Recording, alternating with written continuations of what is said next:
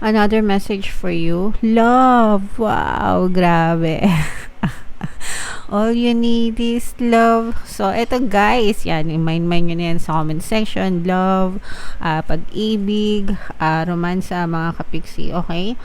Fire, devotion, passion, mga kapiksi. So, ito naman hindi lang love sa romantic relationship, no? Pero ito rin, or sa relationship. Pero ito yung pagmamahal, love mo sa lahat ng kahit anong bagay.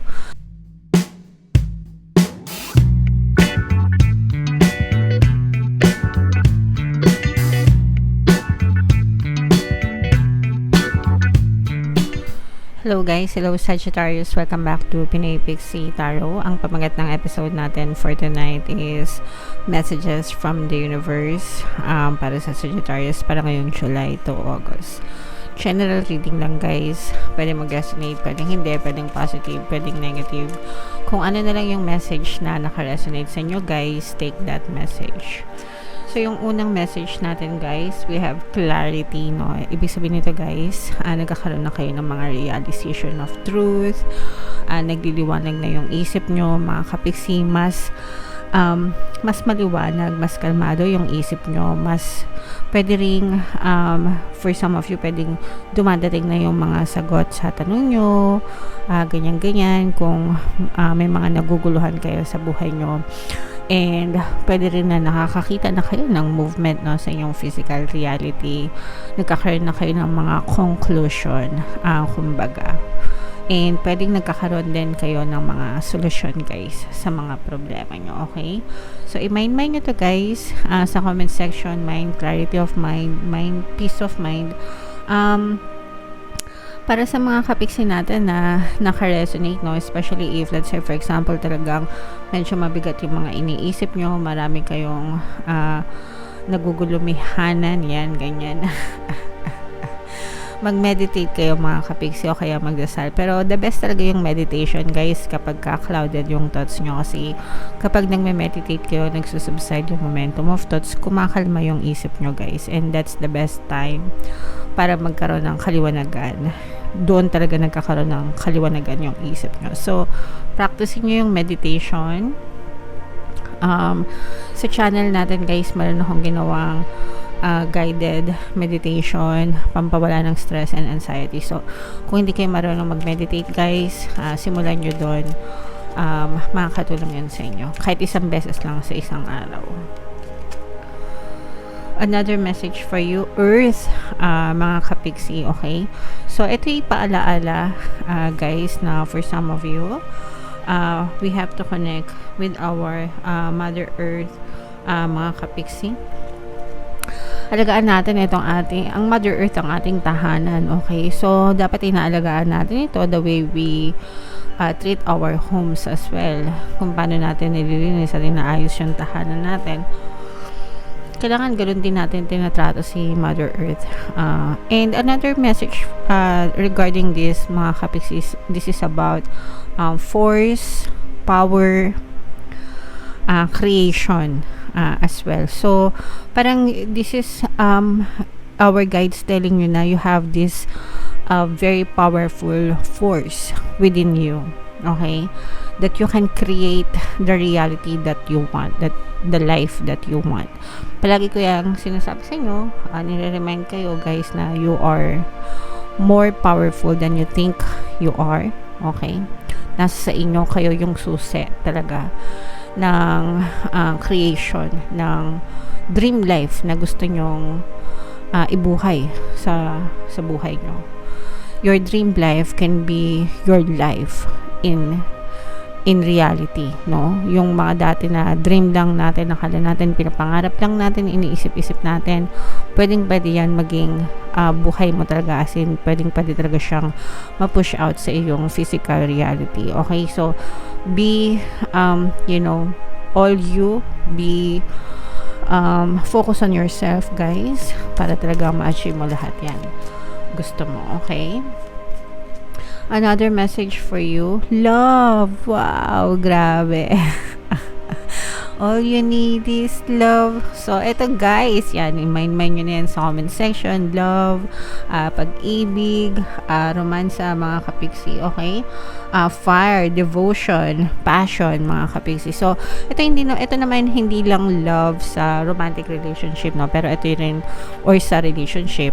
Pero ito yung pagmamahal, love mo sa lahat ng kahit anong bagay, kahit sinong tao, kahit anong bagay, yung passion mo sa trabaho mo, sa career mo, sa negosyo mo, sa ginagawa mo, yung passion mo sa relationship, with your family, with your specific person, and sa mga friends mo. So focus on love, focus on light. Make sure na alam mo yun, kung gusto natin, 'di ba? Alagaan natin ng may pagmamahal, okay? Alagaan natin lahat ng bagay, tao, sitwasyon sa buhay natin ng may pagmamahal. Pati yung mga trabaho natin, guys, no? Mahalin natin 'yan kasi 'yan ang nagbibigay ng pagkain sa lamesa natin, 'di ba? So kahit gaano kahirap, kahit gaano ka 'di ba, pagtitiis, dapat minamahal natin yung trabaho natin, mga kapiksi. Yung next message, guys, is spiritual. So this will not resonate with all guys, but if naka-resonate ka, for some of you, maaari kayo nagkakaroon ng spiritual awakening, mga kapiksi. Tumataas yung inyong spiritual senses. And hindi naman yan nakakatakot or nakakagulat because we are all spiritual beings in a human form. Okay? Lahat tayo, we are all spiritual beings. Kapag na-expire yung ating katawang lupa, we will come back to our spiritual forms. Okay?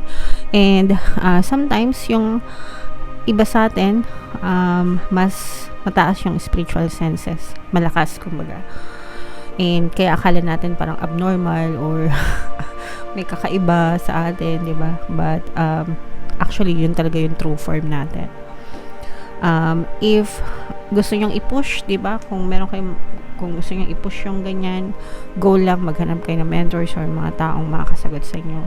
Kung hindi naman, okay lang din. Pwede nyong baliwalain and just be your best in your human form, and okay lang yan, guys. Right? And yung next message natin, Sagittarius, guys, soulful. Ito, guys, yung iba sa inyo, ibig sabihin nito, medyo nagiging emo, no? Medyo ilang zodiac sign na yung lumalabas yung ganito. Medyo nagiging emotera kayo. Ibig sabihin, yung emotions nyo na medyo malalim. For some of you, medyo malungkot siguro, ganyan. Loneliness, sadness. And that's probably because yung mga negative circumstances, no, sa paligid nyo. And okay lang yan, guys. Normal yan. Nakaka-experience talaga tayo ng ganyan. Paminsan-minsan. So, cry if you must. Sabi ko nga, iyak lang kayo kung gusto nyo. But don't stay too long sa ganyang klaseng energy kasi baka mahirapan kayo na makasurvive naman or makaangat-angat in the future. Okay? So, yeah. And then yung last message, Sagittarius, is balance. Ito, isa pa to. Isa pa to, lahat yata ng zodiac sign lumabas itong message na to kasi parang sinasabi talaga ng universe na ilagay sa tamang balanse yung lahat ng bagay, mga kapiksi. We cannot appreciate light without darkness, and we cannot appreciate darkness without light, mga kapiksi. Okay? So, tamang moderation, tamang balanse sa lahat ng bagay.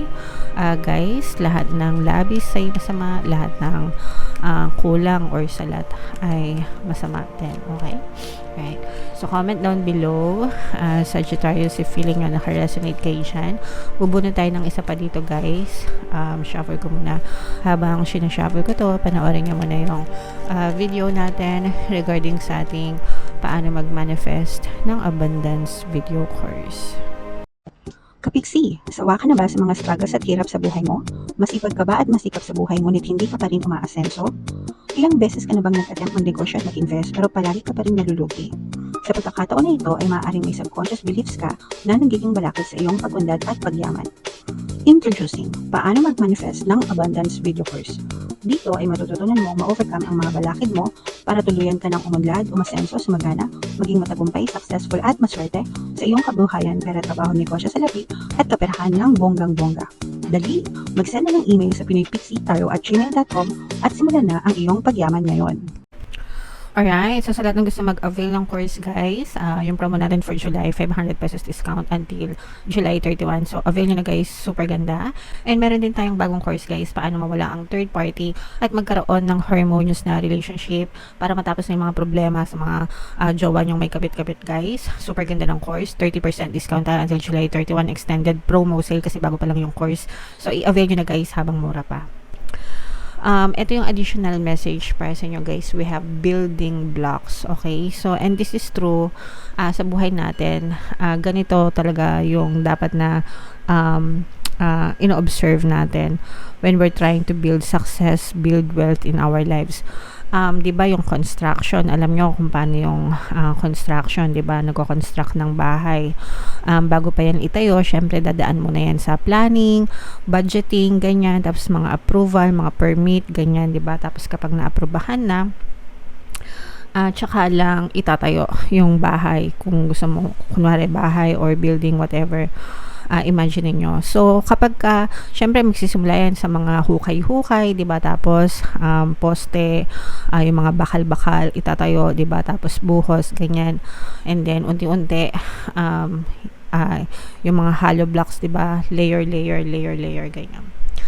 Kapag maliit lang yung bahay, mas madaling matapos. Kapag malaki yung bahay, second floor, third floor, o kaya building, syempre mas matagal yung construction. So, ganun din sa buhay natin, mga kapiksi. Kapag maliit lang yung mga goals nyo, small goals, ganyan, achievable, madali lang siya, no? Madali lang yung timeline, mas mabilis kang makita ng resulta, basta tuloy-tuloy ka, consistent ka, and focused ka. Ngayon, kung mas malaki yung pangarap mo sa buhay, mas mataas, kumbaga yung pangarap mo, malaki, mataas, and pwede ka mag-upgrade, diba? Kumbaga parang, kapag naabot mo na yung isang dream mo, yung isang pangarap mo, pwede ka pang mangarap pa ng mas matayog, mas mataas, diba?